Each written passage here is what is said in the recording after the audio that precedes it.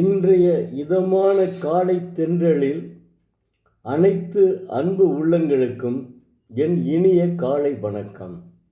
இன்று ஒரு குறள். அதிகாரம் 14, ஒழுக்கம் உடைமை. குறள் எண் 131. ஒழுக்கம் விழுப்பம் தரலான் ஒழுக்கம் உயிரினும் ஓம்பப்படும்.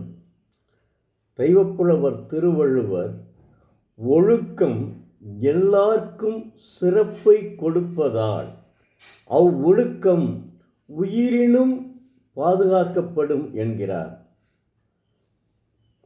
ஒழுக்கம் என்றால்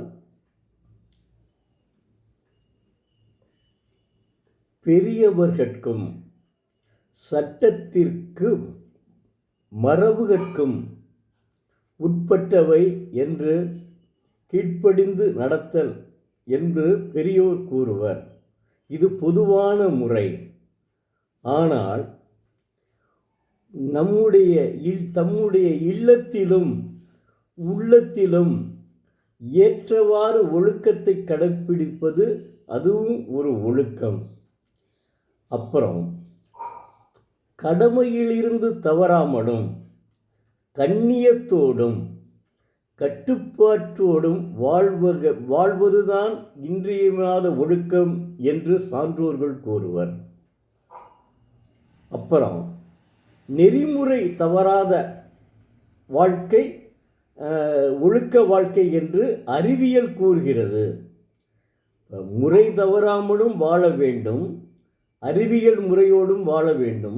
இவைகளெல்லாம் ஒழுக்கங்களாக சான்றோர்கள் அறிவியல் ஒரு ஒழுக்கம் கூறுகிறது, சான்றோர்கள் ஒழுக்கம் ஒரு பக்கம் கூறுகிறது. தெய்வப்புலவர் இதனையெல்லாம் ஒருமித்து தான் ஒன்றை அடிகளில் ஒழுக்கம் விழுப்பம் தரலான் ஒழுக்கம் உயிரினும் ஓம்பப்படும் என்கிறார். என்ன அற்புதமாக சொல்லிப்பார். எவ்வளவு இப்போ நான் சொல்லியிருக்கேன். அதாவது இந்த அறிவியல் உண்மை இருக்குல்ல, அதை நம்ம என்ன செய்யணுமா, கரணம் தப்பினால் மரணம் என்பது சொலவடை. இது ஒரு அறிவியல் தத்துவங்க. இப்போ கரணம் தப்பினால் மரணம் என்க கரணம் போடும்போது அது சரியான முறையோடு போட்டால்தான் மனிதன் வாழ முடியும்.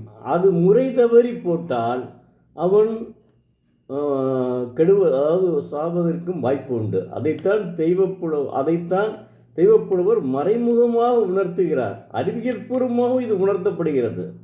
எனவே கரணம் தப்பினால் மரணம் என்ற சொலவடைக்கு ஏற்ப சொலவடைங்க நம்மள்கிட்ட வந்துருச்சு. தெய்வப்புலவர் திருவள்ளுவர் குறளை வச்சு தான் இந்த சொலவடைகளால் தமிழ்நாட்டில் வந்திருக்கிறது என்கிறது இப்போதுதான் எனக்கு தெரிய வருகிறது. எனவே நாம் அதாவது அறிவியல் முறையோடு அறிவியல் செயல்முறையோடும் ஒழுக்கத்தோடும் வாழ்ந்து நமது உயிரினை பாதுகாக்க வேண்டும். அற்புதமாக எழுதியிருக்காருங்க தெய்வப்புலவர் திருவள்ளுவர். இதை விட சான்று வேண்டுமா? சிந்திச்சு பாருங்க. மாணவ செல்வங்களே, தினந்தோறும் ஒரு குறளை படியுங்கள். நிச்சயம் உங்கள் வாழ்க்கையில் முன்னேற்றம் ஏற்படும். ஒரு குறள், அரை மணி நேரம் அலைபேசியை ஒதுக்கி விடுங்கள். அரை மணி நேரம் அலைபேசியை பார்க்கவில்லை என்ன ஆகும்? ஒன்றும் ஆகாது. அரை மணி நேரம் அலைபேசியை ஒதுக்கி விடுங்கள். ஒதுக்கிவிட்டு நீங்கள் இதை படிக்க ஆரம்பிங்க. அற்புதமான வாழ்க்கை இருக்கும். அற்புதமான வாழ்க்கை உங்களுக்கு அமையும். நன்றி, வணக்கம். நாளை மீண்டும் ஒரு குறளை பார்ப்போம்.